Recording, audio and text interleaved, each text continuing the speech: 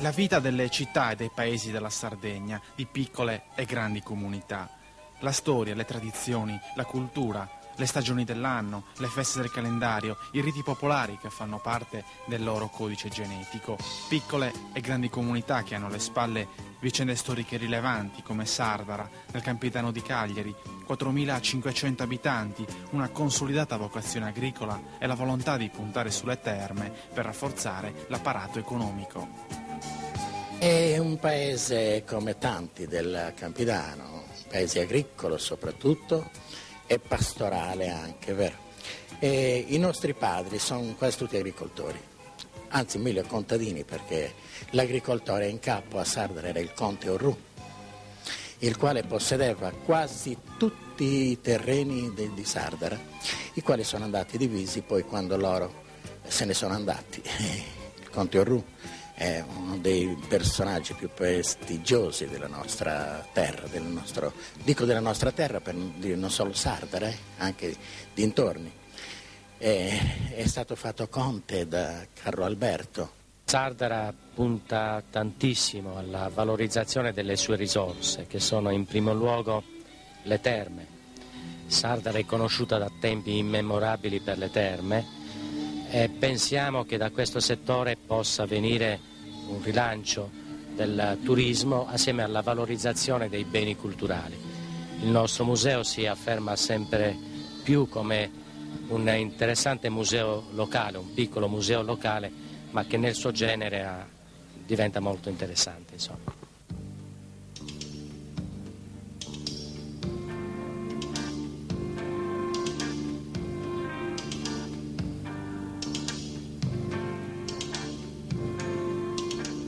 Sardara, già frequentata in epoca preistorica, custodisce monumenti del periodo nuragico e di epoca romana.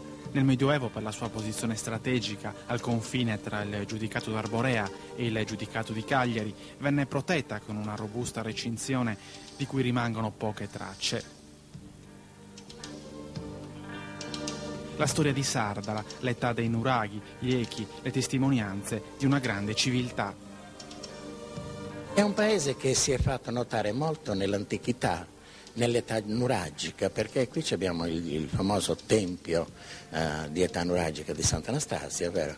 Il pozzo di età nuragica, che era niente poco di meno che un tempio di tutta la zona, Marmilla e Campidano. Accorrevano tutti quanti qua per pregare, per svolgere quello che era il loro culto per la dea madre, per la dea dell'abbondanza e dell'acqua.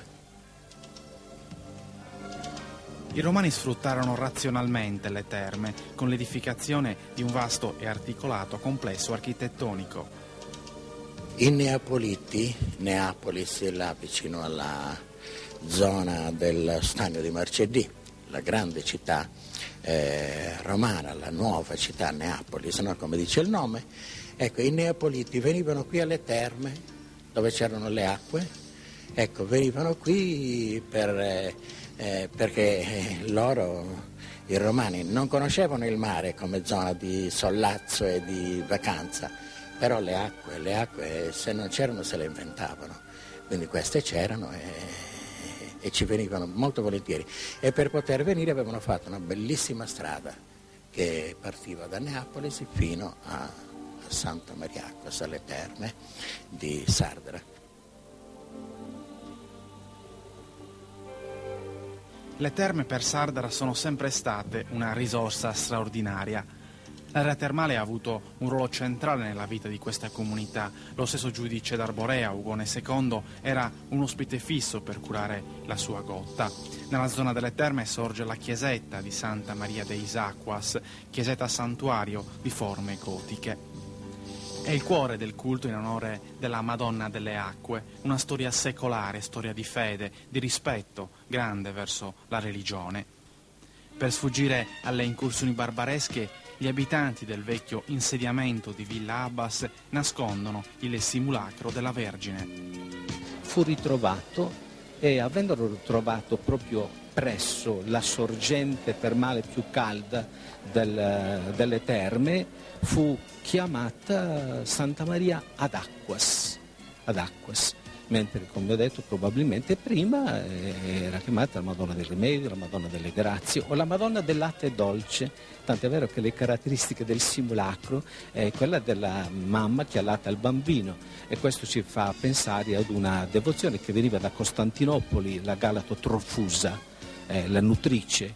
Subirono questi di Villa Abbas le incursioni barbaresche, soprattutto quelle del 600, quando furono distrutte Terralba, Arcidano, Uras, Babillonis, e Babillonis incominciava a far temere perché è vicino. Gli abbesi ebbero paura delle incursioni barbaresche, perché sappiamo come andavano a finire: razziavano, prendevano tutto, prendevano anche le donne e i bambini, li portavano ai mercati dell'Africa mediterranea e scapparono, vennero a Sardara, paese più vicino, un paese un po' più grandetto, ospitale, ecco. Però prima di andare via misero al sicuro la loro Madonna, la nascosero nei ruderi degli antichi bagni romani, ecco. Murarono il luogo dove nascosero la statua e partirono via. Poi, quando queste incursioni barbaresche cessarono, loro tornavano alle terme, dove era il loro paese. Certo, quelli che tornarono erano i nipoti di quelli che scapparono via, i quali si erano inseriti nel paese di Sardara e erano diventati sardaresi a tutti gli effetti, vero? Ma la nostalgia era tanta, e allora ogni anno andavano alle terme per rinvenire di nuovo la loro Madonna, l'hanno ritrovata, l'hanno rimessa nel posto d'onore nella chiesa, però ancora timidi la portarono per tutto l'anno a Sardara per metterla più al sicuro, poi la riportavano indietro per la festa.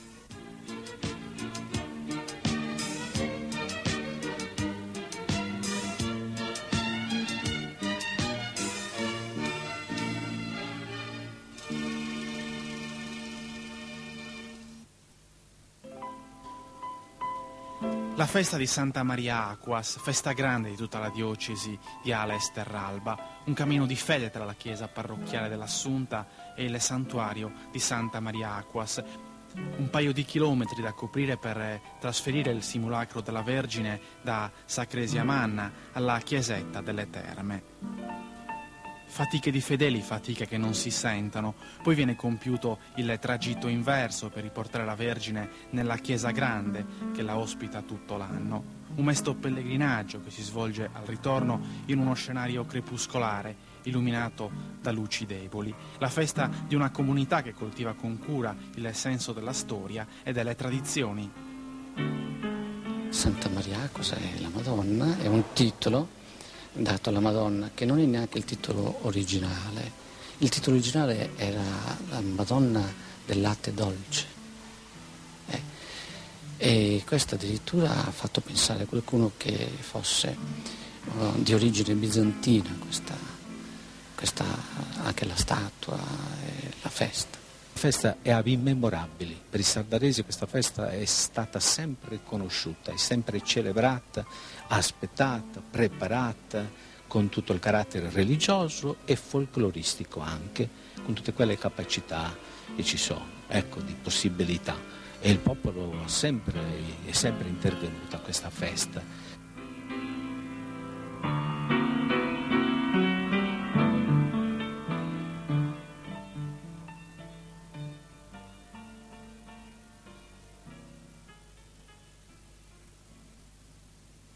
Gioielleria Musa vi aspetta dal 4 al 23 ottobre con una vendita promozionale su orologeria, argenteria, porcellane e cristalli. Concessionaria delle marche Sector, Swarovski, Nimei e Miluna. Esclusivista dei gioielli del Giubileo. Gioielleria Musa, in via Carlo Felice 266 a San Luri. All'Idea Giardino di Boie Tuberi a Sardara trovi piante da interno e vasto assortimento di fiori freschi e secchi naturali, oltre a piante da esterno. Progettazione, realizzazione e manutenzione per giardini privati e pubblici e campi sportivi. Irrigazioni di vari tipi con tecnologia all'avanguardia. All'Idea Giardino trovi anche vari prodotti per l'alimentazione dei tuoi animali. Il più bel prato? Solo con Idea Giardino di Boie Tuberi a Sardara.